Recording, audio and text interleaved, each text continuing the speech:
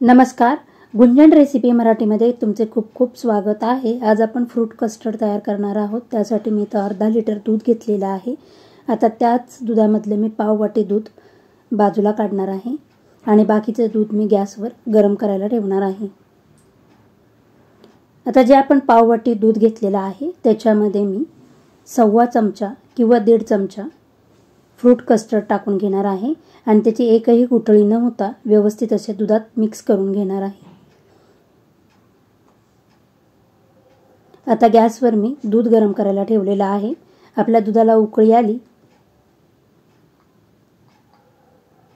की मी चमच्याने हलवून घेणार आहे आणि त्याच्यामध्ये पाव वाटी साखर टाकून घेणार आहे आणि साखर आपल्या दुधामध्ये मेल्ट झाली की आपण त्याच्यामध्ये तयार केलेलं कस्टर्ड थोडं थोडं टाकून दुधामध्ये मिक्स करून घेऊया। एकदम कस्टर्ड टाकायचं नाही, नाहीतर गाठी किंवा गुठळ्या होण्याची शक्यता असते।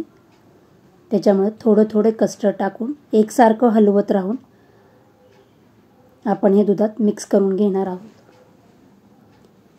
आणि 5 मिनिटं आपण हे कस्टर्ड पावडर दुधामध्ये शिजवून घेऊया आणि 5 मिनिटानंतर गॅसची फ्लेम बंद करून तुम्ही बघू शकता आपलं दूध घट्टसर झालेलं आहे। चमच्यावर दुधाची किंवा कस्टर्डची लेयर आलेली आहे। आता आपण गॅस बंद करून दूध थंड करून घेणार आहोत। दूध थंड झाल्यानंतर मी हे बाउलमध्ये काढून घेणार आहे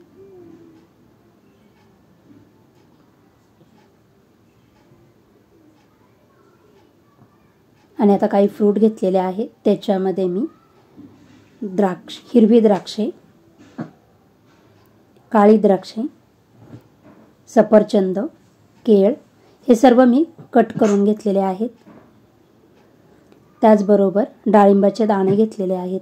आता आपण हे सर्व फ्रूट तयार केलेल्या कस्टर्ड दूधमध्ये टाकून घेऊया आणि हे मिक्स करून घेणार आहोत।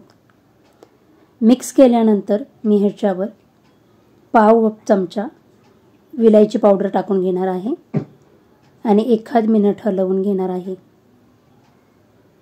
अशा पद्धतीने आपले फ्रूट कस्टर्ड तयार झालेले आहे। तुम्हाला जर माझे व्हिडिओ आवडत असतील तर प्लीज लाईक, शेअर, सबस्क्राइब करा।